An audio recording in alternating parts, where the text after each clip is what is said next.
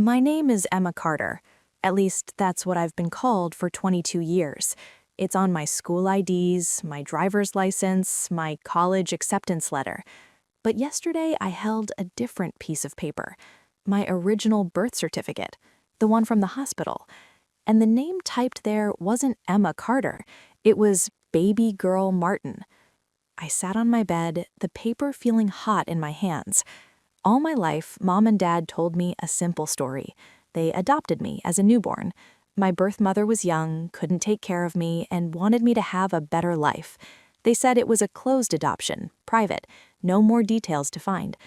I loved my parents, I did, but the itch to know, to understand where I started, never went away. A month ago, I sent a request to the state. I didn't think it would work, but it did. This envelope arrived. Baby Girl Martin, and below that, in the section for father, a name was written, James R. Martin, an actual name. My breath caught. For 22 years, I was a ghost to one part of my history.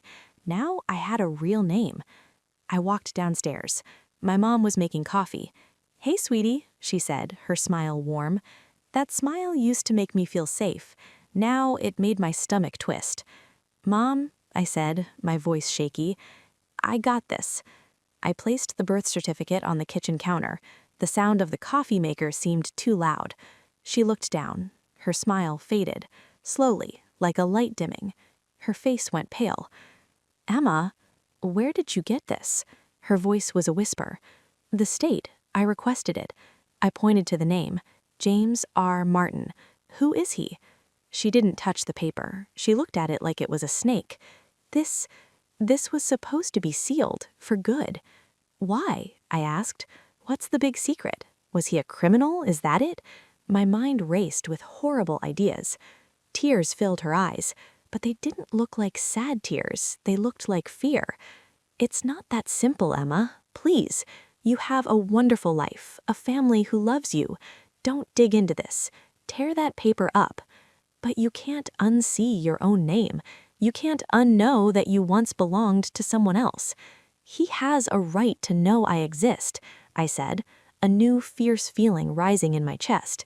"And I have a right to know him."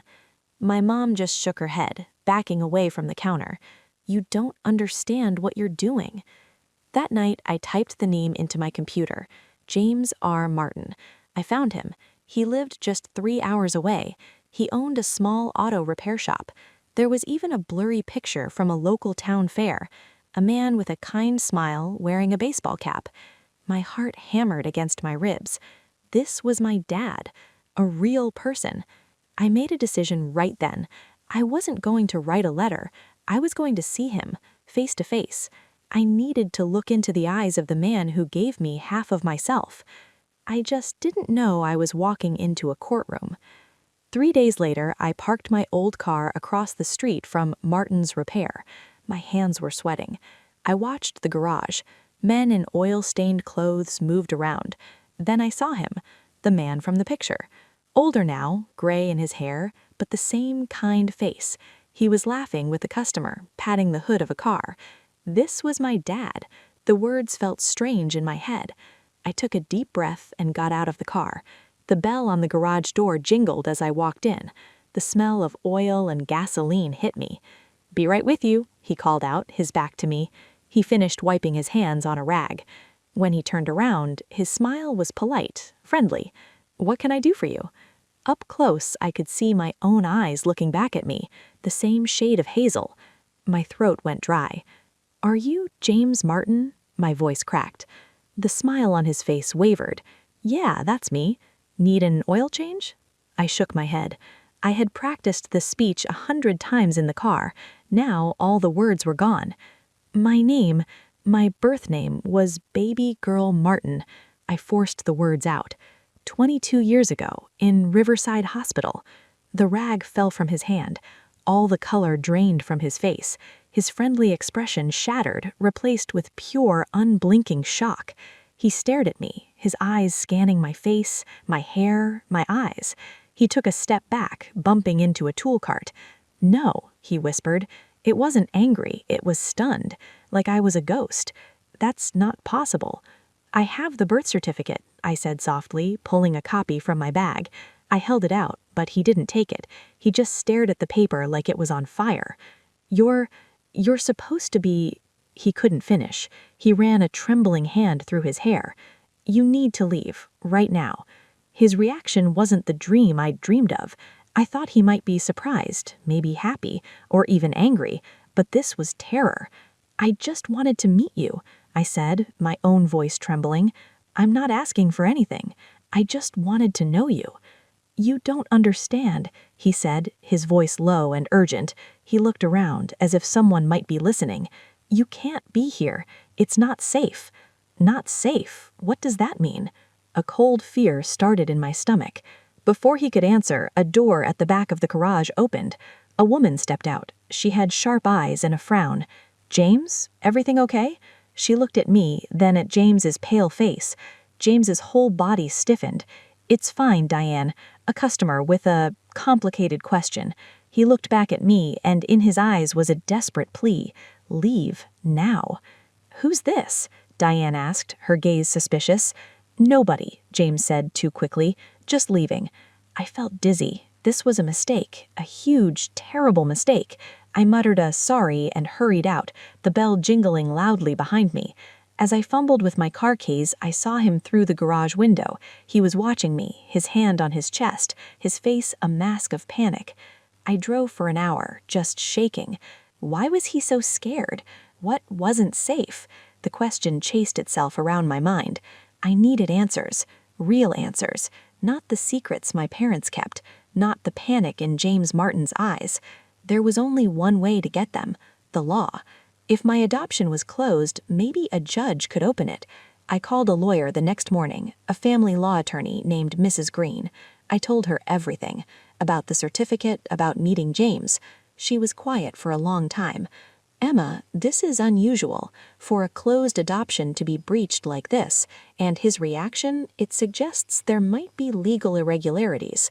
What does that mean? I asked. It means, she said slowly, the court might have been misled.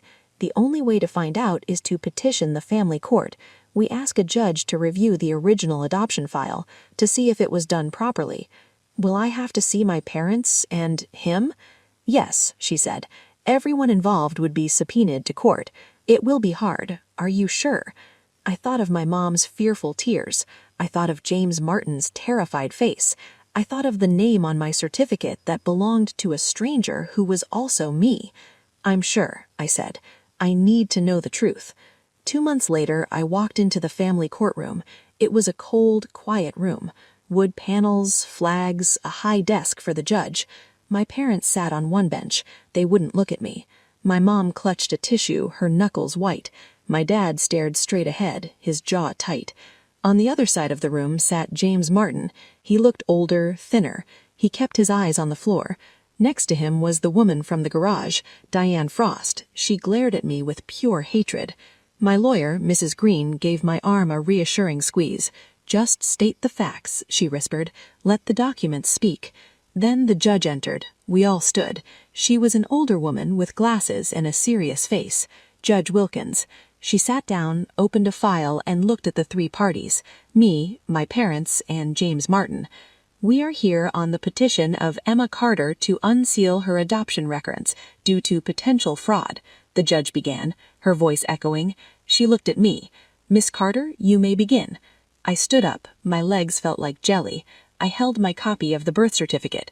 Your Honor, I started, my voice surprisingly clear. For my entire life, I believed my adoption was a simple, private matter, but when I obtained this, my original birth certificate, I discovered the name of my biological father, James Martin. I held the paper up. When I went to meet him, his reaction was not of surprise, but of fear. He told me my being there was not safe. My adoptive parents have also refused to give me any information, pleading with me to stop. I am not here to hurt anyone. I am here because I believe the truth about my own origin was hidden from me and possibly from this court. The judge took the paper, her eyes scanning it. She then looked at James Martin. Mr. Martin, is this your signature on the birth certificate as the father? He stood up slowly. Yes, Your Honor. Did you willingly surrender your parental rights to this child 22 years ago? He was silent. The air in the room felt thick. He swallowed hard. It's complicated, Your Honor. A yes or no question, Mr. Martin, the judge said firmly. He looked at Diane. She gave a tiny, sharp shake of her head. He looked back at the judge, defeated. No, he whispered. A gasp went through the room. From my mother. My head whipped to look at her. She had her hand over her mouth. The judge's eyebrows shot up. Explain. James's voice was broken. I was young, scared. Diane, she was my girlfriend. She got pregnant. Her family was powerful, wealthy. They were furious. They said a baby would ruin her future. They made a plan. They told me if I signed the birth certificate, they would handle everything. They said the baby would go to a good family through a private agency. They paid me a sum of money to disappear and never ask questions. They told